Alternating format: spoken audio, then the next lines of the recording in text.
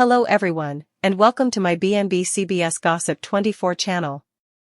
Electra dead in a aeroplane crash, those words rip through the world like a laugh that no way finishes. Because the moment the news reaches the BNB shop it becomes clear that this isn't just another woeful caption but the center of a catastrophe that will hang Will for the rest of his life. A single flight that lifted off with stopgap and routine and came down as ash, essence, and unanswered prayers, leaving behind a Verity too heavy to outrun. Because everyone in that shop remembers how Electra laughed that morning, how she acclimated the sleeve of a dress on a mannequin and teased Will about always working too hard, how she promised she'd be back before closing time, and how Will, distracted and frustrated and eyeless to the fragile perfection of ordinary moments, let her walk out the door with undetermined words hanging between them like a storm pall that would no way break. And now the footage circles endlessly, twisted wreckage in a remote field, bank clawing at the sky, investigators moving with grim perfection, while Will stands frozen, replaying every choice that led to that day, every vacillation, every sharp word he wishes he could swallow back, because the Verity he's been running from eventually corners him. If he'd spoken up, if he'd prayed her to stay, if he'd told her the secret he buried under pride and fear, Electra might still be alive, and guilt becomes an alternate twinkle, loud and merciless, following him through the halls of the B shop where her presence lingers in the scent of fabric and incense, in the sketches she left before, in the empty space beside him where her energy used to spark, and the crash itself becomes further than an accident, it becomes a reckoning, because whispers spread that the flight was delayed, that Electra nearly didn't board, that she dithered at the gate after entering a communication Will no way meant for her to read, a communication that planted mistrustfulness and pushed her toward that seat, toward fate, toward the sky that would betray her. And as the Verity emerges piece by piece, Will's remorse is exposed for all to see, raw and undressed, as he confesses to insomniac nights and imagined exchanges where he eventually says everything he no way said, where Electra listens, forgives, smiles, only to evaporate again in the roar of machines and the sickening silence that followed the crash. And the tragedy tightens its grip when Will learns that Electra knew. She knew about the treason, the taradiddle, the choice he made to cover himself at the cost of her trust, and yet she still loved him, still planned to return, still believed they could fix what was broken, a belief that failed with her at 30,000 bases, turning Will's anguish into commodity sharper, commodity chastising, because love offered redemption and he let it slip down. And now the BNB shop becomes a stage for mourning and blameworthiness, where associates lower their voices when Will passes, where some offer comfort while others quietly judge, wondering how important his conduct counted on Electra's final decision, wondering if guilt has a body count, and Will doesn't fight those studies because he's formerly condemned himself, replaying the crash report like a concession, every mechanical failure echoing his own emotional bones, every error imaged in the miscalculations he made with Electra. And when honorary flowers fill the shop and a framed print of Electra is placed near the entrance, smiling and alive and devastatingly gone, Will eventually breaks, collapsing under the Verity he can no longer deny that love requires courage, that silence can be murderous, that time is a fabricator that convinces you there will always be further of it, and the tragedy of that flight isn't just that it ended in disaster, but that it carried with it untreated rulings, undetermined love, and a man who'll spend the rest of his life visited by the knowledge that the topmost crash wasn't the airplane falling from the sky, but the moment he failed Electra when she was still standing right in front of him, breathing, believing, and staying for him to choose her. After Electra's death becomes an inarguable reality rather than a caption, the days that follow blur into a suffocating haze for Will, because grief doesn't arrive fairly or politely but seeps into everything, staining indeed the most ordinary moments, and the BNB shop, formerly a place of creativity, ambition, and participated dreams transforms into a tomb of what was and what should have been, where every rack of apparel feels like a silent blameworthiness and every untreated design whispers her name, and Will finds himself wandering through the space long after closing time, touching fabric she chose, rereading notes she scribbled in the perimeters of order forms, persuading himself that if he looks hard enough, listens nearly enough, he might still hear her voice correcting him, teasing him, challenging him to be stalwart than he ever was with her when it signified, and the weight of the Verity presses down harder with each passing hour, because investigators confirm what Will formerly suspected in his gut: the crash was caused by a perfect storm of crimes, none of them vicious, all of them preventable, a sequence of small failures that protruded into unrecoverable tragedy, and that disclosure hits him like a glass held too close to his face, because that's exactly how he lost Electra, not through one disastrous treason alone, but through 1,000 bitsy moments of poltroonery, avoidance, and lost pride that lined up just right to destroy everything. And as the story spreads, the media begins circling the B&B shop, empty for drama, framing what ain't just as a grieving mate but as a man with secrets, a man whose once choices may have driven a woman onto a doomed flight. And while the captions presume and exaggerate, the verity is painful enough without embellishment, because we'll knows Electra boarded that airplane carrying stopgap and heartache in equal measure, believing distance might give them clarity, no way imagining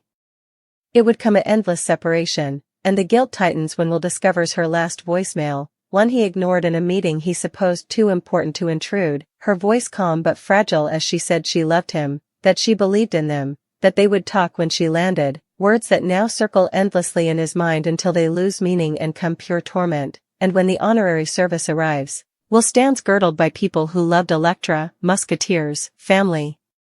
associates, each of them carrying their own interpretation of her, each of them ignorant of the full verity that Will carries alone like a judgment handed down without appeal. And as he listens to speeches about her gift, her kindness, her grim sanguinity, he feels exposed, barked open by the knowledge that he was the one person who should have defended that sanguinity and rather minced down at it. And when it's his turn to speak, his precisely set words deteriorate, replaced by raw concession, not of the specifics but of the substance, admitting that Electra believed in alternate chances, that she believed love was worth fighting for indeed when it hurt, and that he failed to meet her courage. And in that moment, the room shifts, because people fate verity when they hear it, and Will's remorse becomes commodity palpable, commodity participated, not absolved but conceded, and yet that doesn't bring relief, because remission from others cannot abolish commination from himself. And in the quiet fate of the service, Will is approached by someone unanticipated, an investigator, off the record, who reveals that Electra nearly changed breakouts, that she stood at the counter mooting whether to leave latterly, that the deciding factor was a communication she reread on her phone, a communication time-stamped twinkles before boarding, and Will doesn't need to ask what it said because he remembers transferring it in a moment of guard, a communication meant to assert control rather than express love, a communication that pushed rather than pulled, and the consummation fractures commodity inside him permanently, because it strips away any remaining vision that this tragedy was beyond his reach, beyond his influence. And the nights that follow are brutal, filled with dreams where Electra survives the crash only to ask him why he didn't choose her when he'd the chance, dreams where he runs through airfields screaming her name while breakouts take off without him, dreams where the B&B shop collapses around him like the fuselage of that airplane, enmeshing him under the weight of his own miscalculations. And awake or asleep, there's no escape, because the verity is grim. Electra's death ended a life, but it also ended the man Will allowed he was, forcing him to defy a concave interpretation of himself shaped by fear rather than love. And as weeks turn into months, the shop struggles, creativity stagnates, workers leave, and whispers persist that the brand is accursed, that Electra was its soul, and Will considers walking down entirely, believing he doesn't earn to benefit from a dream she failed carrying. But also he finds her final design, a piece she hid down, untreated yet unmistakably hopeful, sutured with intention and adaptability. And commodity shifts, because Electra was no way defined by how her life ended, but by how fiercely she lived it. And recognizing her means further than drowning in remorse, it means transubstantiating it into responsibility, into action, into a commitment to become the man she believed he could be. And so Will begins the slow, painful work of verity telling, not just to the public when necessary, but to himself, admitting his excrescencies without hiding behind defenses, seeking remedy, defying the patterns that sabotaged his connections, learning that love isn't a performance or a possession but a practice that demands vulnerability and courage every single day. And as he reopens the B&B shop under Electra's name, earmarking a line to her vision, the atmosphere changes, not lighter, not healed, but honest, invested with the understanding that beauty can attend with loss. And while Electra remains gone in every way that matters, her influence endures in the choices Will makes moving forward, choices shaped by the verity that a woeful flight ended in disaster, not just because of mechanical failure, but because time ran out on a love that awaited too long. And Will carry that verity ever, not as a discipline alone, but as a memorial etched into his soul that the cost of silence can be ruinous, that hereafter is no way promised, and that the topmost act of redemption he can offer is to no way again let fear decide what love deserves. Time does not soften the truth for Will, instead, it sharpens it, carving it deeper into his daily existence until living itself feels like an act of endurance rather than intention, because even as the B&B shop slowly regains momentum under Electra's name, even as customers praise the new collection inspired by her sketches and resilience, Will understands that forward motion does not mean escape, and every success feels undeserved, tinged with the awareness that she should have been there too. See it, to argue over details, to celebrate small victories with a grin that made the long hours worth it, and the shop becomes both sanctuary and sentence, a place where Electra is most alive and most absent at the same time, and the paradox nearly breaks him when a journalist publishes a deep-dive exposé that stops pretending to speculate and begins connecting dots, revealing the strained relationship, the message before boarding, the delayed flight Electra almost changed, and while the article stops short of outright blame, the implication is heavy enough to crush, and public opinion fractures overnight, some defending Will as another victim of tragedy, others condemning him as the man whose emotional negligence nudged fate in the wrong direction, and Will reads every word because he believes he deserves the pain, because punishment feels like the only honest response to surviving when Electra did not, and as protests form outside the shop and social media becomes a relentless courtroom, Will refuses to hide, refusing to issue a sanitized statement crafted by lawyers, choosing instead to stand in the storm, because running now would be another act of cowardice, and when he finally speaks publicly, it is not to defend himself but to acknowledge the truth without dramatics or deflection, admitting that love was mishandled, that silence and pride played a role, that he will carry that responsibility for the rest of his life, and the response is explosive, raw, divided, but undeniably real, and something unexpected happens in the aftermath. The noise begins to quiet, not because people forget, but because honesty has a way of exhausting outrage, and while the stain on Will's reputation never fully disappears, it transforms into something else, something more complex, and the shop slowly becomes a place where grief is not hidden but woven into the fabric of its identity,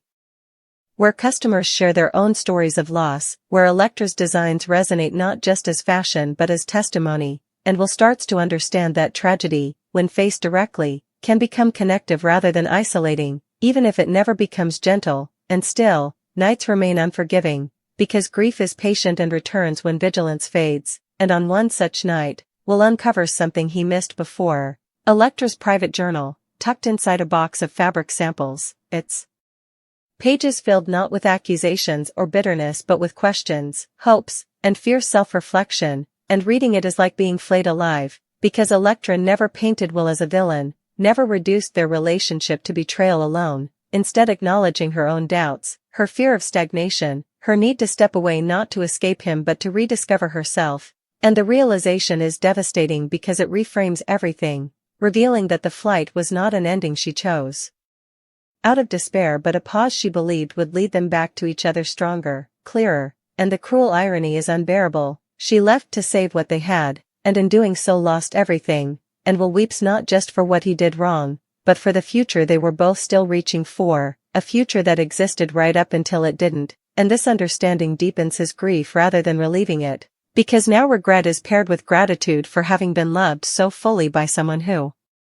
believed growth was possible even in pain, and that belief becomes the quiet compass guiding Will forward, influencing decisions both personal and professional, from mentoring young designers with honesty rather than ego to fostering a workplace that prioritizes communication over competition, and slowly, almost imperceptibly, Will begins to change, not into a redeemed hero or a healed man, but into someone who listens more than he speaks, who confronts discomfort rather than burying it, who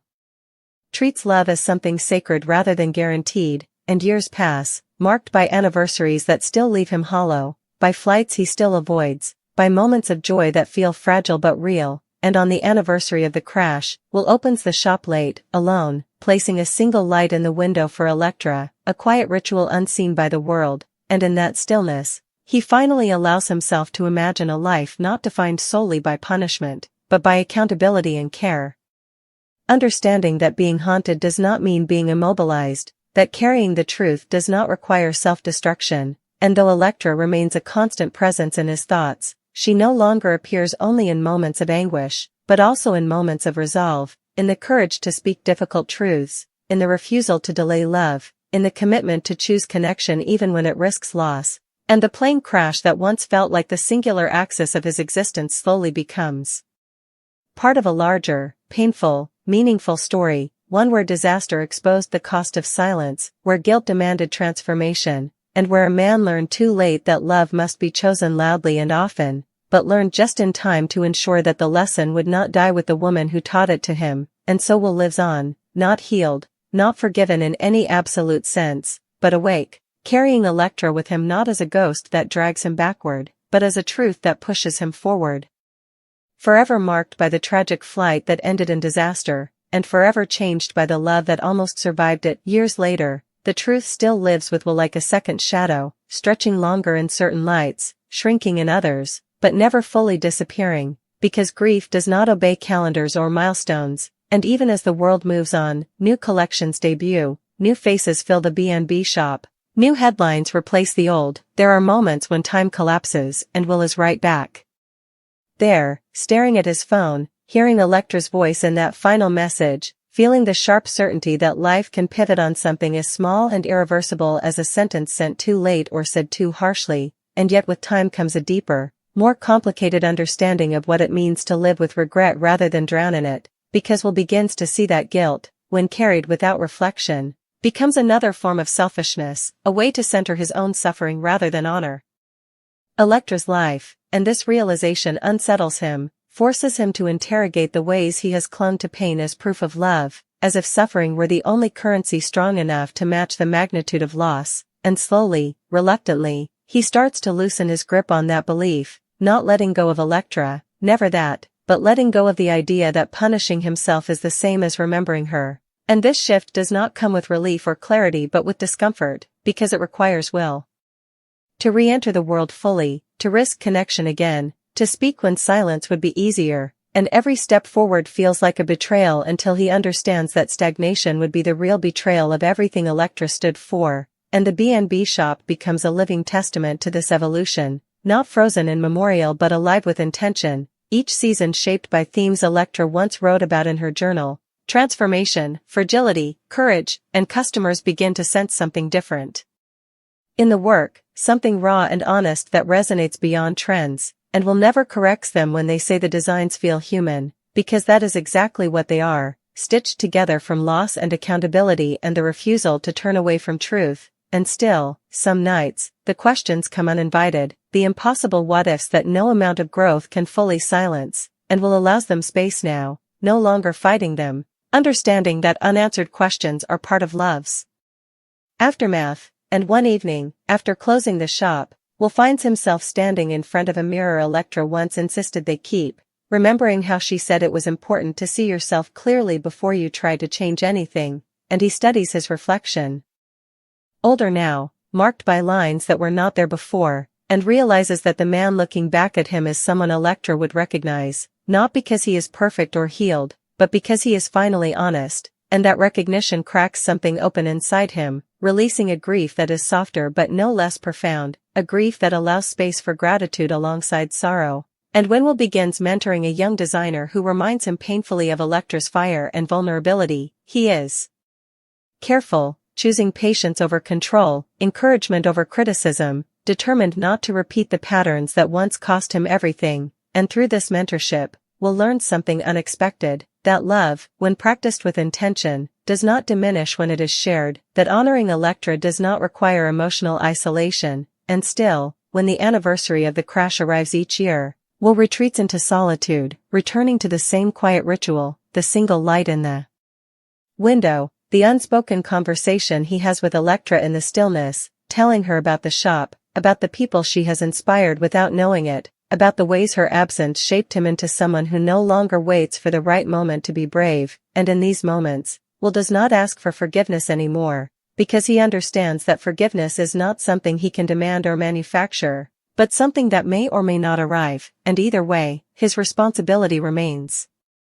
the same, to live truthfully, to love deliberately, to speak before silence hardens into regret, and the plane crash, once the defining image of his life, becomes something different over time, not smaller, never smaller, but contextualized, part of a story that includes not just devastation but transformation, not just guilt but growth. And when a documentary revisits the tragedy years later, focusing not on blame but on the ripple effects of loss, Will agrees to participate, not to rewrite